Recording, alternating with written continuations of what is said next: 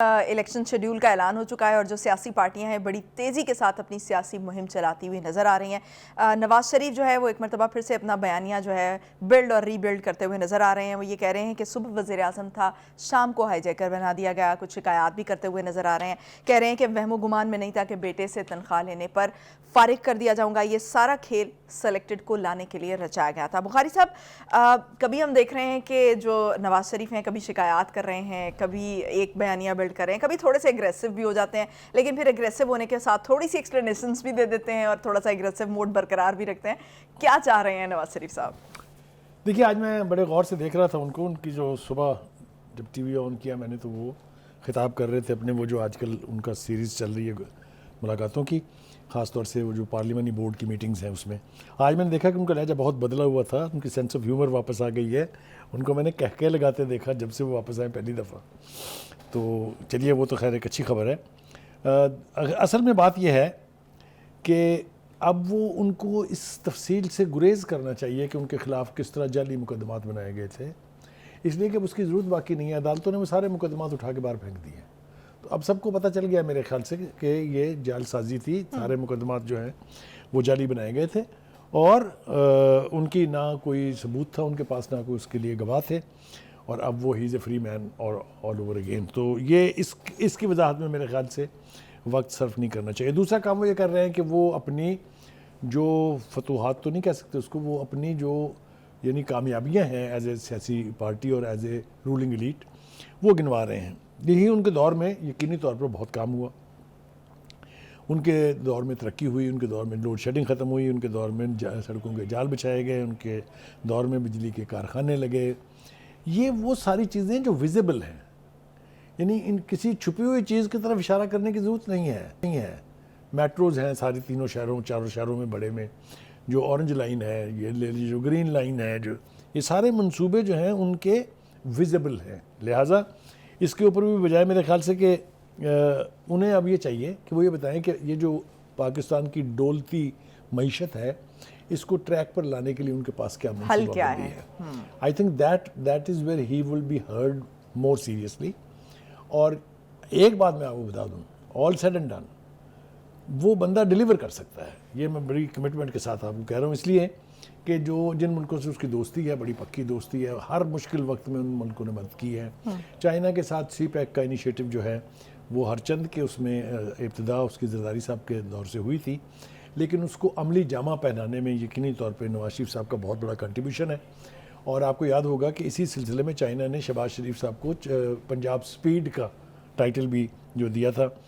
تو یہ ساری چیزیں سامنے اگر آپ رکھیں تو ان کو میرے خیال سے فوکس کرنا چاہیے کہ وہ بتائیں کہ اب اگر ہمیں حکومت ملی تو ہم یہ کریں گے۔ وہ بظاہر جس طریقے سے وہ اپنے سائٹ پر بیٹھے ہوئے اپنے اسحاق ڈار صاحب کی طرف اشارہ کر کے کہہ رہے تھے کہ یہ فنڈ آپ جو ہے مہیا کر کے رکھیے گا، مطلب کہنے کا یہ کہ ہی knows that he is going to be the next prime minister۔ یعنی 2013 میں جو انہوں نے کیٹیگوریکلی جو کچھ مسائل تھے اس وقت، جیسے دہشت گردی تھی اور بجلی لوڈ شیڈنگ، میں نے کہا کہ ان کے دور کے کام جو ہے ان کا بدترین سیاسی دشمن بھی ان کو ڈچ نہیں کر سکتا اس کے اوپر کہ انہوں نے کوئی کام نہیں کیا۔ اب آ جائیں جناب، ایک جو دنگل چل رہا ہے وہ ہے پیپلز پارٹی اور نون لیگ کے بیچ، اور جو اب دیکھنا یہ ہے کہ یہ زرداری اور نواز شریف جو ہے ان کے بیچ یہ جو نورا کشتی ہو رہی ہے یا یہ ایک سنجیدہ سیاسی دنگل ہے۔ اگر آپ پیچھے پلٹ کے دیکھیں تو آپ کو پتہ چلے گا کہ اس طرح کا دنگل تو ہمیشہ پیپلز پارٹی اور نون لیگ کے بیچ رہا ہے، مگر کڑے وقت میں آ کے وہ پھر ہاتھ ملا لیتے ہیں ایک دوسرے سے۔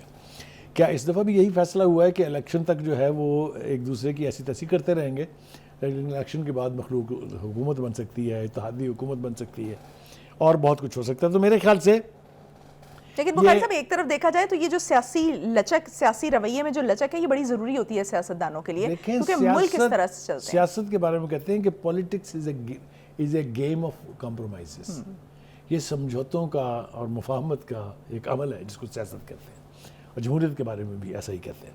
اب آ رہی ہے جناب بلوچستان۔ دیکھیں بلوچستان میں اس وقت دونوں ہی بڑی پارٹیاں جو ہیں پیپلز پارٹی اور نون لیگ، دے آر آن دا مارچ۔ ہوا یہ کہ جب پتہ چلا نون لیگ والوں کو کہ جی پیپلز پارٹی جو ہے وہاں سے اشارے مل رہے ہیں کہ وہ شاید پی ٹی آئی کے ساتھ پنجاب میں اتحاد کر لیں گے، اگر آپ کو یاد ہو اچھی طرح سے تو یہ زرداری صاحب نے خود بھی کہا اور ان کے جو لیڈر ہیں انہوں نے تو کہا ہی. لیکن ابھی انہوں نے کہہ دیا تو کہ پھر انہوں نے فوری طور پہ سوچا کہ اچھا سندھ جانا چاہیے اور وہاں کی پولیٹیکل پارٹی جو ہے ان سے پھر ہم بھی مفاہمت کر لیتے ہیں, لہٰذا ایم کیو ایم اپنے وہ جو اتحاد ہے بڑا جی ڈی اے اور دوسری جو پارٹیز ہیں جے یو آئی اور نیشنل پارٹیز جو ہیں ان کے ساتھ انہوں نے بات چیت کی. پیپلز پارٹی نے کہا کہ اچھا آپ یہاں آ گئے, ہم بلوچستان جا رہے ہیں جہاں نواز شریف صاحب پہلے جا کے آ چکے تھے اور 20 سے زائد اراکین اپنے ساتھ شامل کر چکے ہیں. 30 جو پوری باپ پارٹی تھی بلوچستان نیشنل بلوچستان الائنس یہی کچھ نام ہے اس کا, عوامی پارٹی باپ جو ہے, ہاں بلوچستان عوامی پارٹی, وہ اس کے 30 ارکان جو بڑے سیریس امپورٹنٹ لوگ تھے وہ نون لیگ میں شامل ہو گئے. لہٰذا زرداری صاحب نے کہا کہ بچوں ہم بھی پیچھے رہنے والے نہیں ہیں. تو آپ کو یاد ہوگا کہ وہ جب گئے بلوچستان کوئٹہ تو انہوں نے جا کے پہلے تو ریحانی قبیلے کے ایک بہت سینئر لوگ انہوں نے شامل ہو گیا, اور اب جو بہت بڑی خبر ہے جس کے لیے زرداری صاحب ہم بیٹھ کے انتظار کر رہے تھے وہ یہ کہ جو سرفراز بھگٹی صاحب ہیں ایز انٹیریئر منسٹر انہوں نے ریزائن کیا ہے and he has join the Peoples Party. تو بلوچستان کے اندر زرداری صاحب کا انٹرسٹ نیا نہیں ہے. آپ کو اگر یاد ہو کہ جب وہ صدر بنے تھے تو انہوں نے ایک اتنی بڑی بات کی تھی کہ انہوں نے پوری بلوچ قوم سے معافی مانگی تھی ہاتھ باندھ کے کہ آپ کے ساتھ پچھلے کئی دہائیوں سے جو زیادتیاں ہو رہی ہیں اور آپ جس محرومیت کا شکار ہیں ہم اس کو دور کرنے کی کوشش کریں گے. بات اس وقت تک تو صرف زبان سے نکلی ہوئی ایک بات تھی لیکن اس کا بڑا گہرا اثر تھا, اور یہ جس کو کہتے ہیں نا کہ صحیح سمت میں صحیح قدم تھا.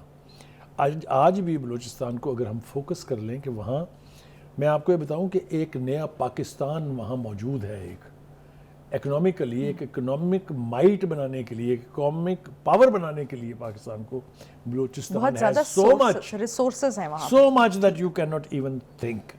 تو یہ بات بھی اپنی جگہ ہو گئی جناب. تو بخاری صاحب یہ جو سرفراز بھگٹی صاحب کا جو پیپلز پارٹی میں شمولیت ہے اس سے جو نون لیگ کی ابھی ایک پاپولیرٹی جو وہاں پر بن رہی تھی باپ پارٹی کے اراکین کے شامل ہونے کے بعد, تو وہ اس کو چیلنج کر پائے گی؟ دیکھیے بھگٹی ٹرائب جو ہے وہ ایک بہت امپورٹنٹ پولیٹیکل فیکٹر ہے بلوچستان کا, اور دیرینہ ہے, آج کا نہیں ہے.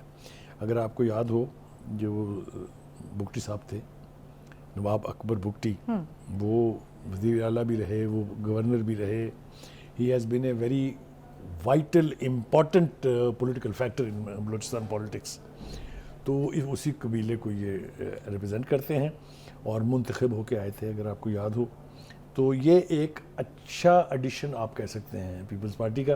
میں یہ ابھی شاید نہیں کہہ پاؤں گا کہ وہ پوری وہاں کی سیاست کو تبدیل کر کے رکھ دیں گے, لیکن اس کو آپ کسی صورت انڈرمائن بھی نہیں کر سکتے. تو دس از این امپورٹنٹ فیکٹر. اچھا جی, اب وہ یہ کہہ رہے ہیں کہ زرداری صاحب کی قیادت میں بلوچستان میں امن کا نیا سورج طلوع ہوگا. میں نے آپ کو بنیاد بتا دی کہ زرداری صاحب نے پوری قوم سے معافی مانگی تھی. تو آپ کی قیادت میں پیپلز پارٹی کو پروگریسو جماعت بنائیں گے, یہ اکبر بھگٹی صاحب کہہ رہے ہیں. سرفراز بھگٹی صاحب, سوری سرفراز بھگٹی صاحب, اکبر بھگٹی صاحب کا نام دماغ پہ چڑھ گیا. اچھا جی, بلاول صاحب بھی بول رہے ہیں. آپ کو پتہ ہے وہ بولنے سے باز تو رہتے نہیں ہیں. وہ کہتے ہیں کہ اس وقت کوئی سیاسی جماعت ہماری مخالف نہیں ہے. یہ بہت بڑا سٹیٹمنٹ ہے. آپ کو یاد ہے جس طرح کی بیٹل آف ورڈز لڑی گئی ہے پچھلے دنوں میں, اور ہماری حکومت بنے گی تو سب کو ساتھ لے کر چلیں گے. نواز شریف والی لائن ہے جو انہوں نے آتے ہی جو پہلے جلسے میں کہی تھی کہ سب کو ساتھ لے کے چلیں گے. یہ پھر میں آپ کو بتا رہا ہوں, maybe it's premature to say now, but I think there is going to be a government of either government of national consensus اور اے یونٹی گورنمنٹ اور اے گورنمنٹ آف الائنسز.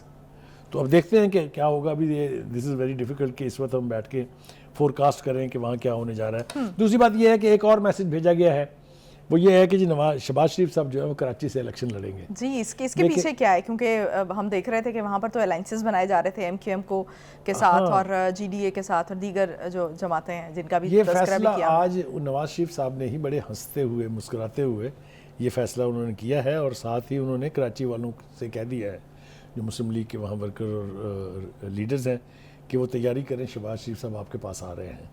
تو یہ اچھی نوید ہے میرے خیال سے پاکستان کی پولیٹکس میں, خاص طور سے جو چھوٹے صوبے ہیں ان میں. جس طریقے سے ہم بے نظیر کے بارے میں کہتے تھے کہ وہ وفاق کی زنجیر ہیں, اور وہ بالکل غلط نہیں تھا, اس لیے کہ یہ اصطلاح اس وقت قائم کی گئی جب پیپلز پارٹی کی بھرپور نمائندگی چاروں صوبوں اور مرکز میں تھی.